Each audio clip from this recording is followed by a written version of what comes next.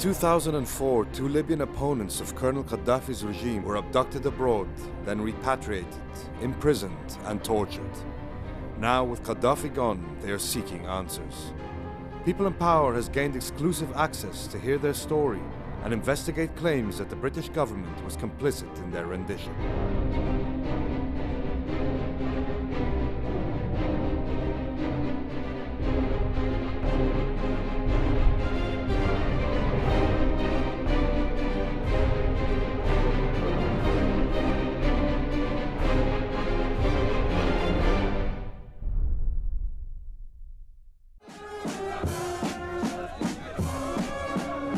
This is a funeral in Tripoli's Martyrs Square for 3 Libyans who died as part of the resistance against Colonel Gaddafi's regime. For decades, their bodies remained hidden until they were discovered in a hospital morgue after the revolution of 2011. They have just been identified through their DNA. التي ضحت عندما قل المضحون ووقفت عندما هرب الكثيرون. This is Sami al-Sadi, one of the founders of the Libyan Islamic Fighting Group, or LIFG, an organization dedicated to overthrowing Gaddafi. One of his former comrades is being buried today. He was killed in one of Gaddafi's jails. Al-Sadi himself spent 6 years locked up in Tripoli's notorious Abu Salim prison. بعد سنوات السجن كان السجن فيه سياسة التجويع. أحيانا بعض السجناء يخرجوهم للشمس هنا ياكلوا من العشب هذا من الجوع. One of al-Sadi's fellow inmates was Abdul Hakim Belhaj, who was head of the LIFG. This beautiful house for Sheikh Sami. I wrote this poem. يقول ولعل ما تخشاه ليس بكائن ولعل ما ترجوه سوف يكون. The story of how these 2 men came to be imprisoned here goes beyond Libya and throws light on the secret relations between Colonel Gaddafi and the West. Al-Sadi and Belhaj alleged that it was due to British intelligence that they were forced onto covert CIA flights and delivered into the hands of Gaddafi's torturers, a process known as extraordinary rendition. And uniquely, they have proof of this. When the rebels came to Tripoli, they ransacked all sorts of buildings, such as this one, associated with Gaddafi's old regime. It was in the office of spy chief Musa Kusa that they found a stash of documents which revealed in startling detail the collaboration between British and Libyan intelligence services. Today, these secret documents form the basis of a lawsuit against the British government. Based on copies of top-secret faxes, memos and flight plans, Belhaj and al-Sadi claimed that Britain conspired with the US to unlawfully render them to Libya, and that it was foreseeable that they would be tortured. Those being named in the civil suit are Jack Straw, the Foreign Secretary under Tony Blair, Mark Allen, former head of MI6's counter-terrorism unit, as well as branches of the government and security services. These were individuals who were tortured and treated unjustly in some cases for several years, and they want answers. They want to know who sanctioned, how high up did this go. We have arranged for our stay in Tripoli to coincide with that of the lawyers who are prosecuting the cases. Sapna Malik works with Corey Kreider, legal director of the human rights NGO Reprieve, and they are getting ready to meet Belhaj for the last time before preliminary hearings start in the UK. Belhaj says he's bringing his case not to get financial compensation, but to expose British hypocrisy. المعتقد اللي نشرت أن هناك أخطاء ارتكبت من أناس يدعوا أن انتمائهم لمنظومة عدلية ولمعايير تحافظ على حقوق الإنسان، وهذا ما يهمنا إظهاره للناس.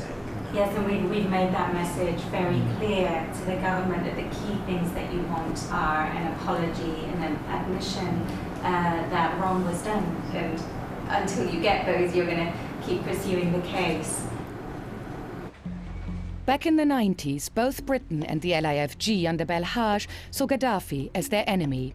Accusations of the bombing of a plane over Lockerbie and other acts of terror had made the dictator an international pariah, and his opponents were welcomed in the UK. But with the rise of al-qaeda, the situation changed, and the LIFG regrouped in Afghanistan. Although the removal of Gaddafi remained their only goal, they were damned by their close proximity to Osama bin Laden, who was about to unleash the 9/11 attacks.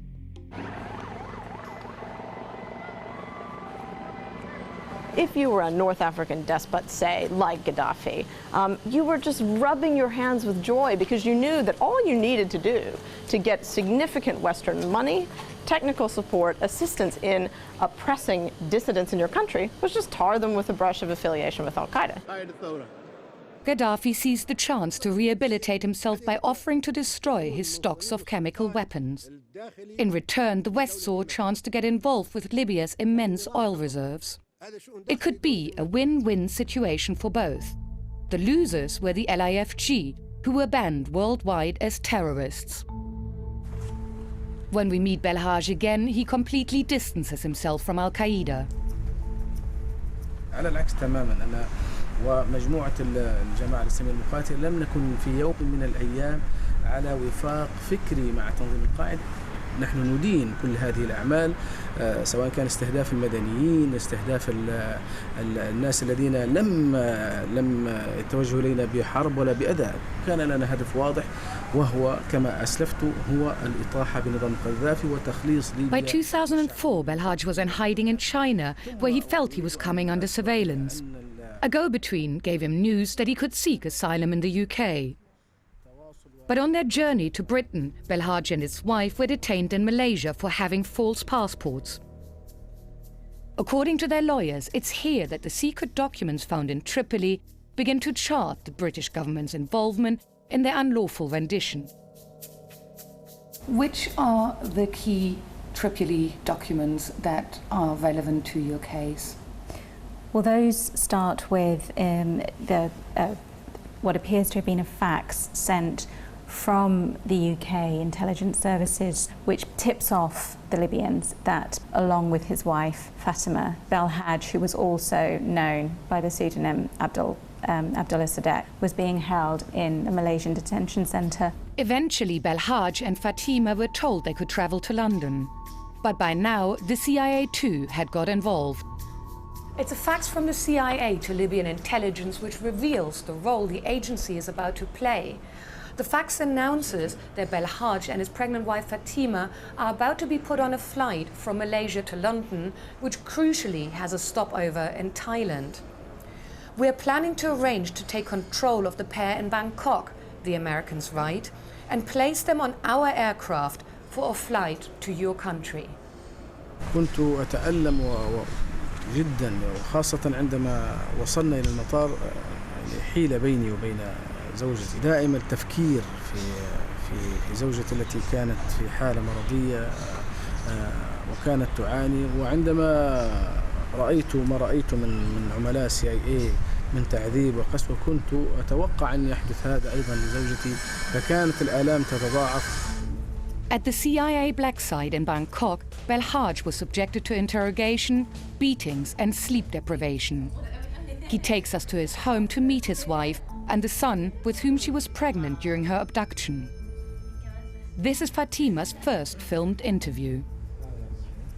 دخلوني غرفة صغيرة فيها مغروسات في الحيط، جابوا السلسلة داروا لي في ايدي وعلقوني فيها. قعدت يومين تقريبا، آخر يوم بيجوا يرفعوني، جابوا سرير حطوني فيه ولفوا عليا كلي بالرجلي لفوق، وضربوني بالي ما عرفت متاع شني. جا واحد ضربني بطني وانا حامل، قعدت نبكي فخافوا داروا لي إبرة. After 2 days, the couple were put on a CIA plane, this time headed for Libya. The renditions of Belhaj and Sami al-Sadi are the only ones known to involve wives and, in al-Sadi's case, even children. 3 weeks after Belhaj arrived in Libya, the British and Americans collaborated again in rendering al-Sadi, also known as Abu Muntir. He was abducted in Hong Kong with his wife Karima and their 4 children, aged between 6 and 12. Sami, who suffers from diabetes, collapsed during the flight. The children thought he was about to die, so it was just utter horror and fear. And then when they arrived in Jazeera, both Sami and Karima were hooded with black hoods, and again, Suddenly Karima thought that they were being taken to their executions. If all of this involves Americans, why is this case being brought in the UK and why is there not a case in the US? Well, as an American lawyer, believe me, I would love to file a case in the United States. It's the first thing that I think when I see this stuff. But the difficult and sad fact is, right now, no torture victim that was part of this program has ever been compensated by the US government. For Belhaj, the key thing is that it was the facts from Britain's MI6 that started the ball rolling. Indeed, the UK agency was keen to point this out to the head of Libyan intelligence. This is the fax in which Sir Mark Allen, head of Britain's MI6, congratulates Musa Kusa on the safe arrival of Belhaj in Tripoli and says this is the least we could do for you. In the very same document, he also writes about the preparations for Tony Blair's visit to Libya and suggests for Gaddafi to meet him in his tent. I don't know why the English are fascinated by tents, he writes. The plain fact is that the journalists would love it. And that's exactly how it happened 1 week later. The man once called the mad dog of the Middle East had managed to get accepted back into the international community. You're looking well.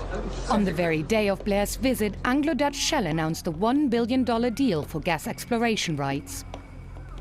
Shortly after, Mark Allen, filmed here giving a talk, left MI6 and became an advisor to BP. He was part of the team which in 2007 secured a $15 billion drilling contract in Libya. To Corey Kreider, these connections are more than just coincidental. I think it's pretty clear that it was an under-the-table part of this deal that was made in 2003 and 2004 to sort of bring Gaddafi back in from the cold, if you will, welcome him into the community of nations, get the oil flowing again. But there was until now, there was a secret part of this deal where he basically said, can you deliver me these very, very senior dissidents? And they just said, sure, no problem. Blair's Foreign Secretary, Jack Straw, who oversaw external intelligence, has described such ideas as conspiracy theories. When allegations started to be made about British involvement in renditions, he denied them outright. There simply is no truth in the claims that the United Kingdom has been involved in rendition. Full stop, because we haven't been. But Belhaj and al-Sadi beg to differ. They say that when they arrived in Libya, Gaddafi's spy chief Musa Kusa bragged about his collaboration with Western intelligence. في الأول يوم وصلت جاء عرفني بنفسه ثم من الكلام اللي قالوا لي قال لي إن الدنيا الآن أصبحت صغيرة. يعني في الأول كنتم أنتم في الخارج ولا نستطيع أن نصل إليكم في بعض البلدان، لكن الآن نستطيع أن نقيم التليفون ونتصل بالMI6 ولا بالCIA ولا يعطونا آخر المعلومات عنكم يعني، فما فيش وين تهربوا الآن. Belhaj and al-Sadi claim that the British and Americans knowingly delivered them into torture or worse. They show us the courtyard in Abu Salim prison where the biggest massacre of Gaddafi's rule took place. هذا لم يكن ما فيش غطاء كان فاض مفتوح ما كانش فيه الحديد. A protest by inmates in 1996 led to a staggering response when security forces corralled them into this space. مجموعة من فوق يبدأ الرماية مجموعة وجه في الغير وتجهز كده وتجي رماية في الظهر. Over 1,200 prisoners were killed within 2 days. 2 of them were Sami al-Sadi's brothers.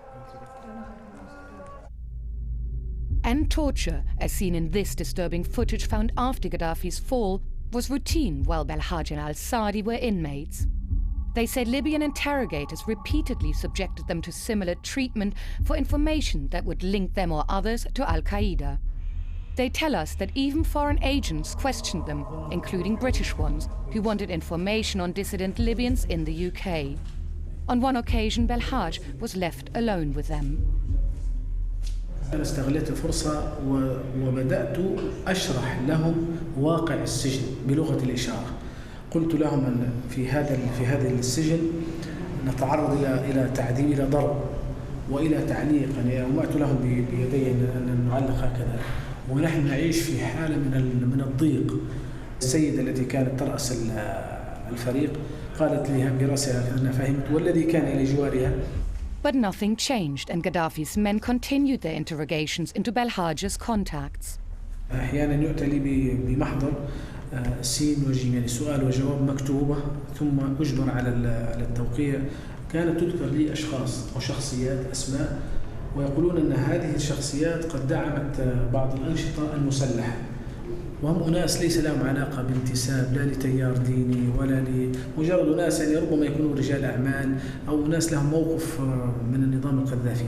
أذكر أيضا أن العديد من الأسماء، يعني أسماء أعضاء الجماعة الذين كانوا بالخارج أو حتى المتعاطفين مع الجماعة ليسوا أعضاء منتمين فعلا، إسماعيل كاموكا، زياد هاشم. When we start asking around about the men named by Belhaj under torture, our journey takes us beyond the lawsuit into new revelations about the flow of British Libyan intelligence. We've managed to track down one of the Libyans living in Britain who Belhaj was so frequently interrogated about. In fact, he is now back in Libya and he works here in the General National Congress. Ziad Hashim manages the office of the president. He was in China with Belhaj, but just before Belhaj got rendered, Hashim and his family won asylum in the UK. He may have avoided ending up in one of Gaddafi's prisons, but within a year he was inside a British one. اعتقلنا في بريطانيا بدون أي تهمة بدون أي شيء، فقط وضعونا هناك بدأوا يسوقون لنا يعني التهم جزافا بدون احنا يعني حتى توضيح، ما فيش توضيح، نحن خطر على الأمن القومي داخل بريطانيا. Ziad and his friends are innocent. Protests were organized in Britain to stop the detention and deportation of dissidents like Hashim to Libya, where he had a death sentence on his head. His wife Fatima and their 2 daughters also took part. Hashim invites us home, where his girls, 7 years older now, still play with each other in English.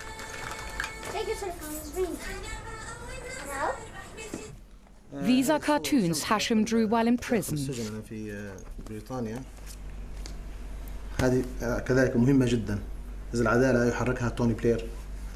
And how do you know that the information from Belhaj and Saadi was used against you in the UK as evidence?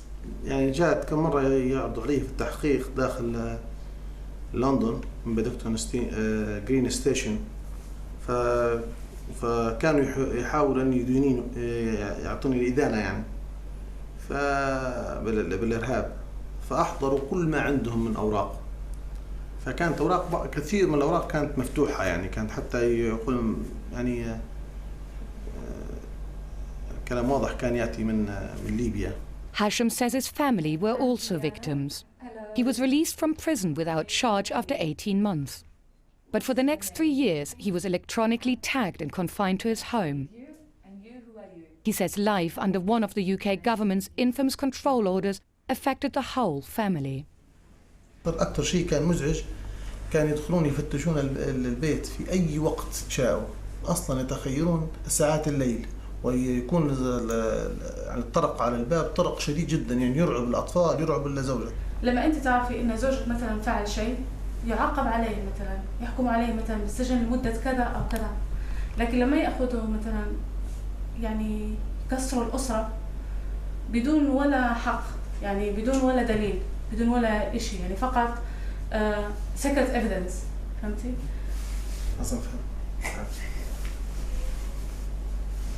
If what Belhaj, al-Saadi and Hashim say is true, the British government didn't just help deliver people into torture, but it also acted on this information by using it against Libyans living in Britain.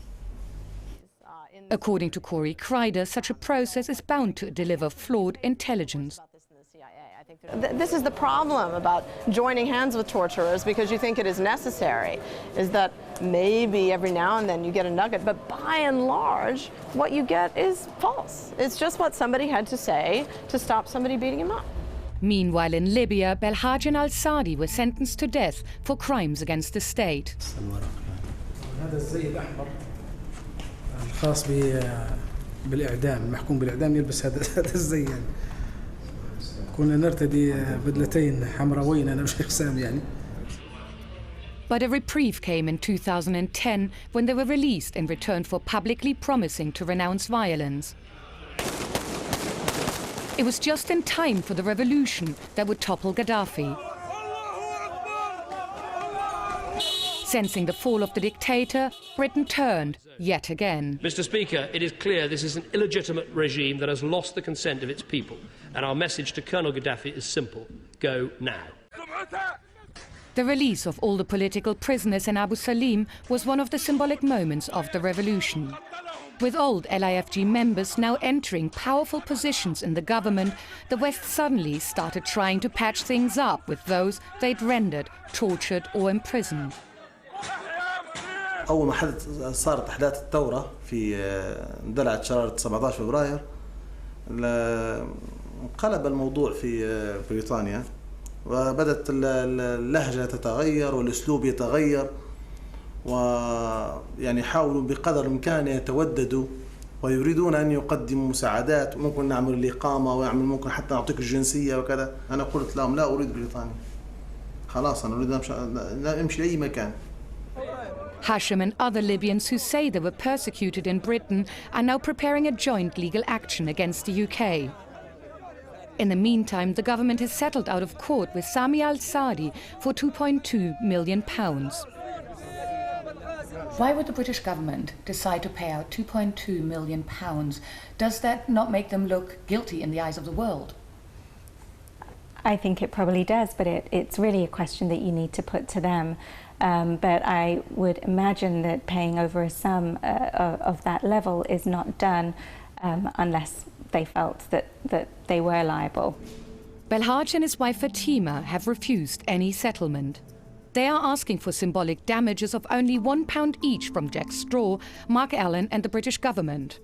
But what they insist on is an official apology. So why not just apologize and get this out of the way? I often ask myself that exact question. I think partly they're worried that it will contribute to a criminal case against people like Mark Allen. Indeed, the discovery of the Tripoli documents has also led to a criminal investigation by Scotland Yard. In light of this, Jack Straw and other government officials all declined our requests for interviews. With a police investigation pending and this intended civil legal action, I'm sorry that it's not appropriate for me to say anything more about it. Today is the start of the preliminary hearings for Belhaj's case, and Sabna and Corey are heading for London's High Court.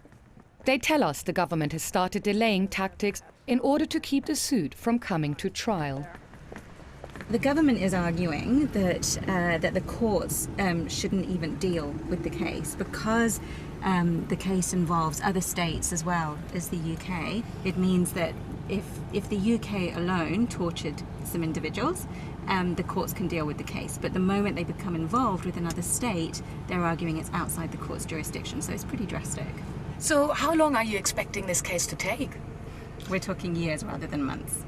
I think that's the government's strategy, right, is attrition, to see whether it can outlast Belhaj and his wife, and if they can make it take years and years, that maybe they'll say, well, the apology is never going to be coming, justice is not going to arrive, and so maybe we should think again about settling. I could be wrong, but I think that's a miscalculation. Remember, Belhaj fought to get rid of Gaddafi for over 20 years. The man is nothing if not patient. Patience has become a factor of life in Libya, where bodies are still being unearthed in the hope of bringing the past to light. It remains to be seen whether the British government is prepared to shed light on the truth too. We asked Sir Mark Allen and the relevant British government departments to respond to the claims made in this film. Sir Mark Allen did not reply to our correspondence. On behalf of the government, the UK Foreign Office said, "We are committed to ensuring that serious allegations about alleged UK involvement in mistreatment and rendition of detainees by other countries are examined carefully." They added, "The government has been clear that it stands firmly against torture and cruel, inhumane and degrading treatment or punishment. We do not condone it, nor do we ask others to do it on our behalf."